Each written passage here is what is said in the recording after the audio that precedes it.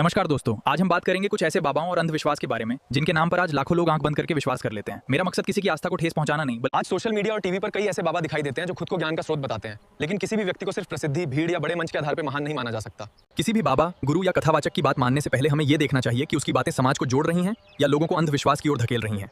तो दोस्तों, अब तक हमने अंधविश्वास की बात की, लेकिन अब समय है उन बाबाओं को देखने का जिनकी बातों को लाखों लोग बिना सवाल किए सच मान लेते हैं। आइए देखते हैं। परीक्षा के लिए निमित्त बनाया है।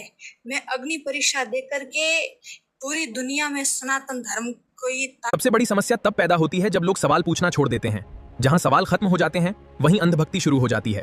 दाढ़ी मूंछ भगवान की नहीं होती। ब्रह्मा जी की तो दाढ़ी मूंछ थी, होगी तो भगवान थे। नहीं, ब्रह्मा जी भगवान नहीं। मैं बाबा टिल्लू नाम मेरा। इतिहास गवाह है कि कई तथाकथित गुरुओं और बाबाओं के नाम बड़े बड़े विवादों और अपराधों से भी जुड़े रहे हैं। इसलिए किसी व्यक्ति को भगवान का दर्जा देने से पहले उसके कर्मों को मनुस्मृति का कोई भी श्लोक राष्ट्र विरोधी नहीं है। एक अक्षर भी राष्ट्र का विरोधी नहीं है और सबसे प्रामाणिक संविधान है, वो नियम होता है। अब जरा इन बाबाओं के ज्ञान को भी देखिए। बड़ी बड़ी बातें, बड़े बड़े दावे, लेकिन जब उनकी बातों को तर्क और तथ्यों की कसौटी पर परखा जाए तो कई सवाल खड़े हो जाते हैं। कलियुग के फेस वॉश आप यूज करते हैं, लेकिन शुद्ध गाय का गोबर, इस गोबर से नहाने से चमड़ी का कोई भी रोग हो, मैं गारंटी लेता हूं, चमड़ी संबंधी कोई भी रोग हो, आप गऊ के शुद्ध देसी गाय के गोबर से स्नान करेंगे तो आपका चमड़ी का रोग समाप्त हो जाएगा। इतनी ताकत गोबर में है। सच्चा गुरु वो होता है जो इंसान को स्वतंत्र सोचने की प्रेरणा दे। जो व्यक्ति लोगों को सिर्फ अपनी बात मानने के लिए मजबूर करे, उसके बारे में सावधानी से सोचना चाहिए।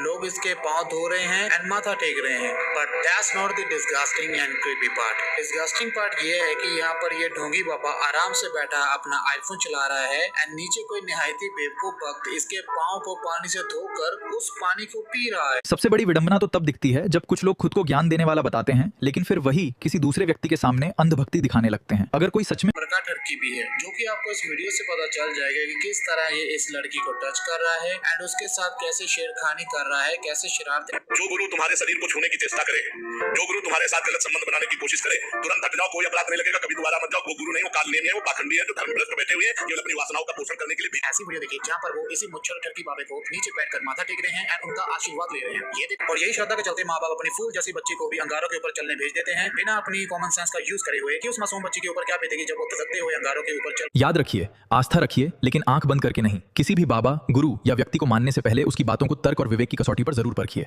हमें ये भावना करनी कि आसाराम मेरे राम है, मेरे ठाकुर है।